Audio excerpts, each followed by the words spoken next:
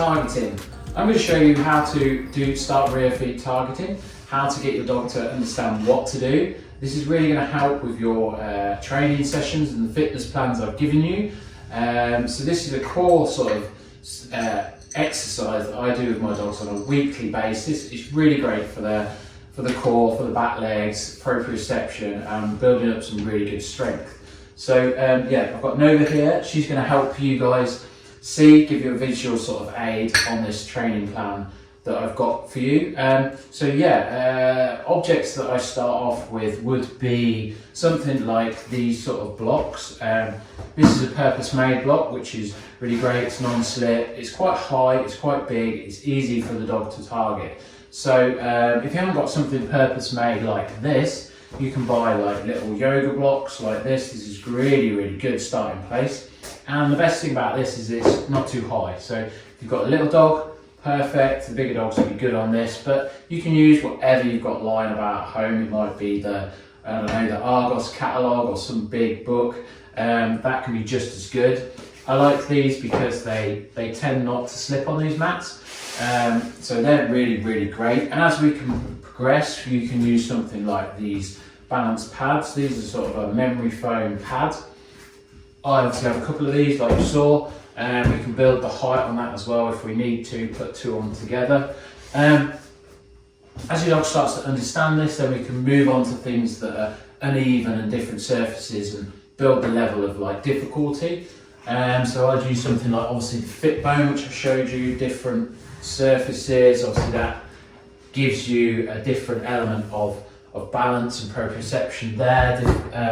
Then we've got even harder still, these little balance discs. These are quite inflated at the minute, so that's really difficult for the dog. That's like a hard level, that one. But I want you guys to start off with something like this, a little pad or a block or whatever you've got really. It doesn't have to be, you don't have to go out and buy anything. So I'm going to show you how I would start off with my dog. First off, I would have this placed further away from me rather than closer. This is the visual cue for the dog. So Nova understands when that's further away, it's generally rear feet targeting. If I've got it somewhere here, that's generally front feet targeting. So that's kind of a cue in itself when they start to understand it. So I'd have that there. I'll release her off, and then I will reward her for placing back feet on there. So I'll show you with Nova a lot easier. So I've got the kibble. She works for a kibble when we're doing this training. We don't have to feed a lot, so I'm not worried about overfeeding them, getting obese, stuff like that. So she works for all her food throughout the day, and she's quite happy working for just her general food.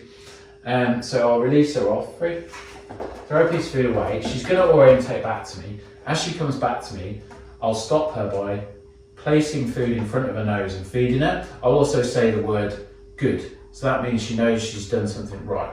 So I'll place a piece of food away, throw a piece over there. She comes back to me, good.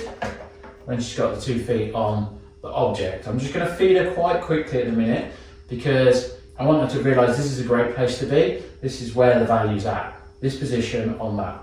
Now I want you to also understand that this isn't just about being on that object. It's about how they understand about moving towards the object and getting on. So this piece, throwing the piece of food away and over there, and her coming back onto it, is just as important as feeding on there. So she understands how to get on and off the object and be in the right position. That makes it so much easier. As she starts to understand where to be, I'll then slow my rate of reinforcement down. So I might not feed her as much, I might fiddle with the food a little bit and slowly feed her like so. Nice, and then we don't need to feed as much food. Throw a piece of food away, I'll show you again. Throw it over there, she comes back, good.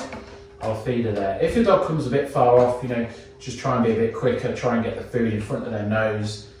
I can show you.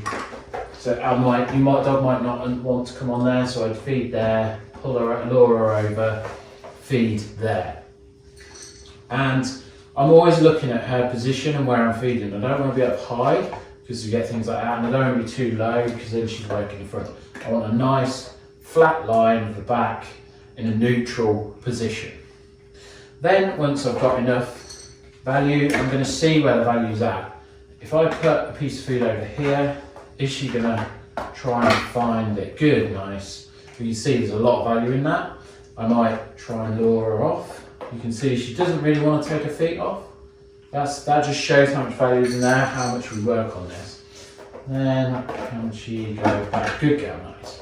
So definitely a load of value now from Nova. Once you've built that, it's going to take 2, 3, 4 sessions to build some value. Then you can start to proof this, like I've just showed you there.